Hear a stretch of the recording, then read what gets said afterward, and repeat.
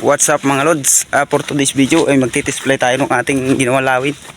Susubukan na natin ngayon kung lilipad yung lawin natin na mahigit 1 dipa. Yun. Susubukan natin ngayon. Paliparin at medyo maganda-gandang hangin. Habagat na mga idol. Yan, medyo lumalakas ang hangin. Sa kasagaran ang lakas. Hindi masyadong sobrang lakas. Yan. Simulan natin mga lods. Paliparin ang ating saranggolang lawin. Let's go!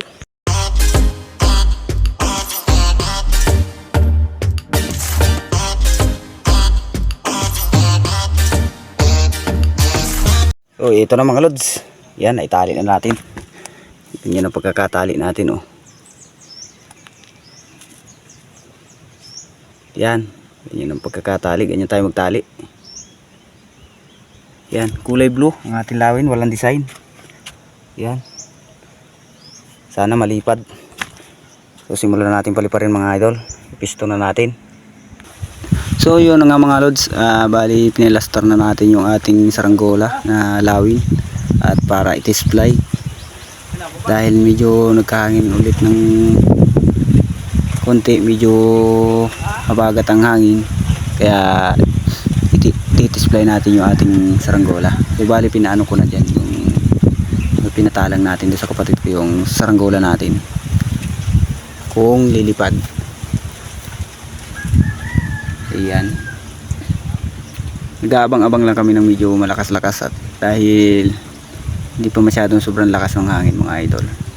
So susubukan namin kung aangat yung aming saranggola.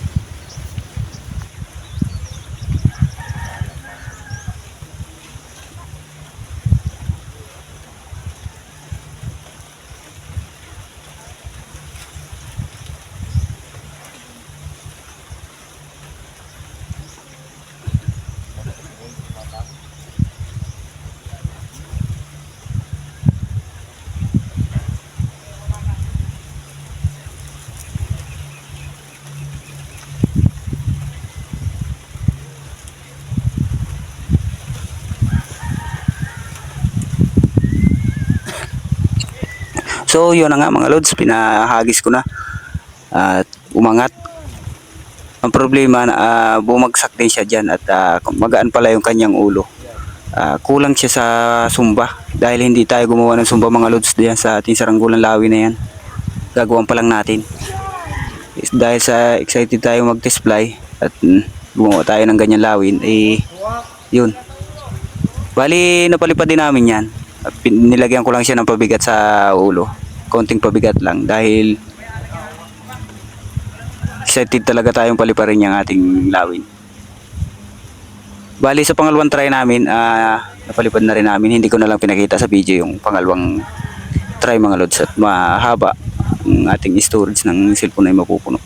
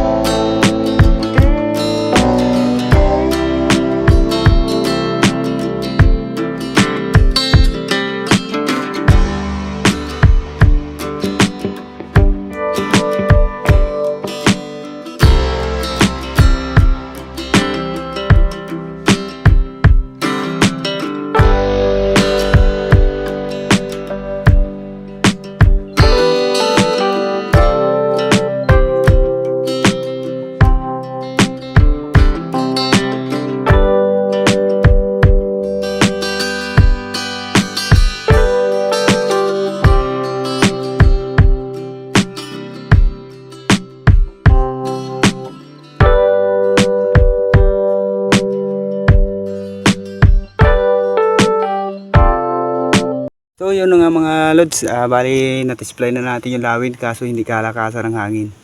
So hindi natin nilagyan siya ng sumba kaya malikot siya.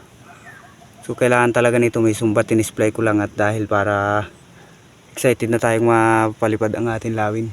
Kaso medyo hindi naman kalakasan ng hangin. Pero kung malakas ang hangin ito mga idol ay hindi ito siguro maglilikot. Yan, medyo maganit din siya pagka tinatamaan ng malakas. Yan, susubukan natin sa malakas-lakas na hangin ito susunod. Tapos lalagyan na natin ng sumba. So bali hindi ko na ipapakita ang pagbababa nito o ang pagpinaw natin dito dahil para hindi na mas masyadong humaba pa ang ating video. Bali dito ko na rin ito tatapusin, pero bago ko tapusin ang video ito mga idol ay papakita ko sa inyo yung ating saranggola.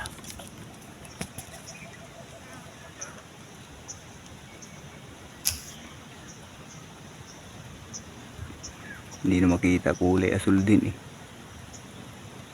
Yun.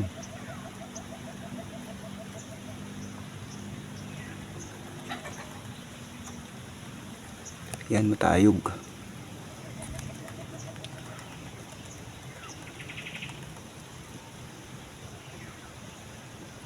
Ayan mga lods.